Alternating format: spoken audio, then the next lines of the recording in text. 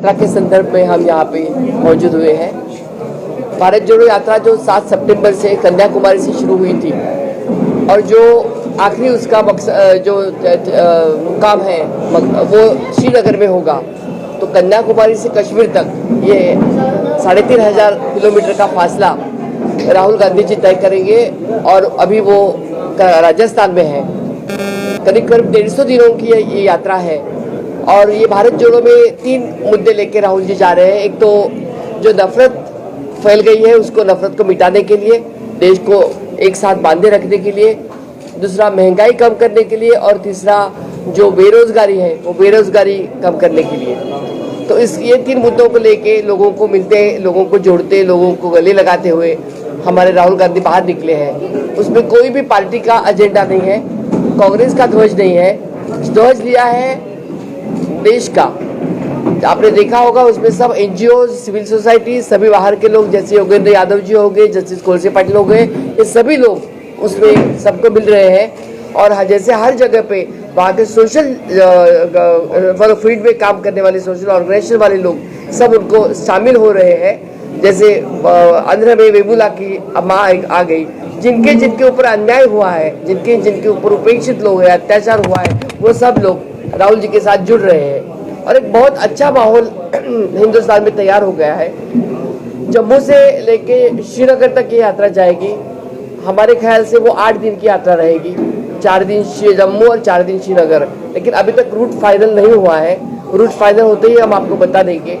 4 दिन जम्मू के जो है उसका हमने अभी डिस्कशन किया, किस तरह से जाएगी, किस तरह से किसको क्या जिम्मेदारी दी जाएगी, और आगे श्रीनगर का भी डिस्कशन किया और उस तरह से हम आगे चले जाएंगे। रजनी पाटिल जी, आप बताएंगे जिस तरह से भारत जोड़ो यात्रा राहुल जी कर रहे हैं, इसका असर कहीं ना कहीं हिमाचल में आपको दिखा? बिल्कुल दिखाई देगा, क्योंकि कहीं ना कहीं लोगों को रियलाइज हो रहा है कि ये बंदा अकेला चल रहा है।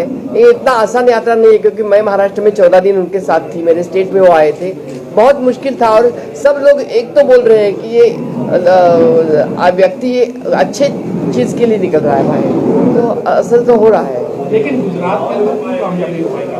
नहीं, गुजरात का भी देखिए, चुनाव के लिए चर्चा हम करेंगे तो ये अलग। हमारा विषय ही आज का ये है कि भारत जोड़ो यात्रा के लिए जम्मू कश्मीर की हिमाचल की तरह असर देखने को मिलेगा। मुझे लगता है उसका असर होगा, क्योंकि एडजॉइनिंग स्टेट है और लोग बहुत होशियार हैं, लोग समझदार हैं, इसका फायदा जरूर होगा। लेकिन राहुल जी बोल रहे हैं कि हम उसका पॉलिटिकल कोई फायदा लेने के लिए कर नहीं रहे हैं, हम उसका सिर्फ सोशल कॉज के लिए कर रहे हैं। जिस तरह से राहुल गांधी भारत जोड़ो यात्रा पर इस वक्त जब वो जम्मू कश्मीर में पहुंचेंगे, तो क्या ये संभव है कि कांग्रेस के वो चेहरे जो कांग्रेस को छोड़कर चले गए हैं, क्या वो वापस कांग्रेस में आ सकते हैं? वो हम नहीं बता सकते, जो चेहरे छोड़ गए वो वापस आ सकते हैं कि नहीं, लेकिन कोई भी अगर आते हैं तो उनका स्वागत है, जाते हैं तो भी हमें कोई रहा है, कांग्रेस में ऐसे होता ही रहता है। क्या हम ये कह सकते हैं कि राहुल गांधी जी की जो भारत जोड़ो यात्रा है वो कहीं ना कहीं महात्मा गांधी जी की दांडी मार्च से प्रेरित है? बिल्कुल, दांडी मार्च राहुल जी जब 26-27 साल के थे, उन्होंने ये जो बताया, तो ही उनके मन में था कि मैं एक बार हिंदुस्तान घूमूंगा। अगर आपको याद है कि गोपाल कृष्ण गोखले, उन्होंने गांधी बापू को बोला था कि अगर आपको हिंदुस्तान में राजनीति करनी है तो पहले एक बार पूरा हिंदुस्तान घूमो, और फिर उन्होंने 3rd क्लास ट्रेन में पूरा हिंदुस्तान घूमा था और उसके बाद में उन्होंने सूट निकाल के फेंक दिया था और धोती पहनी थी। ये क्षेत्रीय दल जो जम्मू कश्मीर के हैं, क्या क्षेत्रीय दलों में से किसी ने आपको कहा है कि वो राहुल गांधी की भारत जोड़ो यात्रा में शामिल? हम उनको अपील करेंगे, चाहे क्षेत्रीय दल जो है, चाहे एनसी हो, चाहे पीडीपी हो, कि वो हमारे साथ जुड़ जाए। डॉक्टर फारूक अब्दुल्ला ने तो कहा है, लेकिन क्या महबूबा मुफ्ती से कोई बातचीत हुई है? फारूक अब्दुल्ला जी का भी स्वागत करेंगे, अभी महबूबा मुफ्ती जी से कोई बात नहीं हुई हमारी। तो हिमाचल में आपके मुख्यमंत्री का चुनाव होना था, उन्होंने कहा है कि वो पार्टी के अभी सभी विधायक, हमारे यहाँ डेमोक्रेसी है तो विधायक सब मिलकर अभी बैठ रहे हैं आज, तो वो कॉल देंगे। जनवरी के दरमियान, जनवरी लास्ट वीक ऑफ जनवरी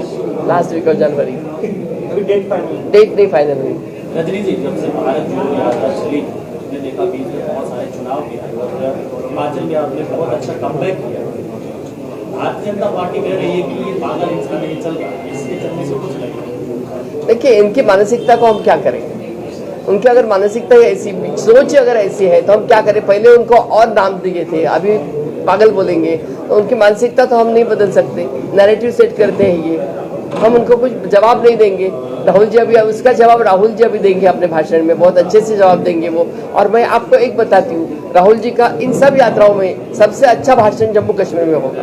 2024 के इलेक्शन से पहले बहुत से राज्यों में चुनाव है, आपको लगता है कि कांग्रेस उन राज्यों में वापसी करवाएगी? मैं आपको यही बोल रही हूँ कि ये कुछ बहुमत पाने के लिए या राजनीति करने के लिए यात्रा नहीं निकाले हैं, ये निकाले हैं सब लोगों को जोड़ने के लिए। तो इसका राजनीतिक फायदा क्या होगा क्या नहीं होगा, अगर ऐसे होता तो गुजरात से हिमाचल से यात्रा निकालते थे, लेकिन वो वहाँ नहीं गए हैं। वो राजनीतिक कोई भी राजनीतिकरण उसका न करे भारत जोड़ो यात्रा का। रजनीति, आज आम आदमी पार्टी ने प्रदर्शन किया चीफ इलेक्टोरल अफसर के दफ्तर के बाहर और कहा जम्मू कश्मीर में जल्द चुनाव होने चाहिए, क्योंकि आपसे जानना चाहूंगा कांग्रेस का मत क्या है, कांग्रेस कब चाहती है जम्मू कश्मीर में चुनाव का? हम इसके बारे में हमारी भूमिका पहले ही स्पष्ट कर चुके हैं कि जल्द से जल्द चुनाव होना चाहिए, लेकिन इसके पहले हमने ये बोला था कि जो अमित शाह जी ने on the floor of the house बोला था कि पहले स्टेटहुड का दर्जा देंगे और फिर चुनाव कराएंगे, उन्होंने वो नहीं माना है। उनको स्टेटहुड का दर्जा देना चाहिए था, क्योंकि हमें भारत जोड़ने से पहले हमारे जम्मू कश्मीर के उन्होंने टुकड़े कर दिए।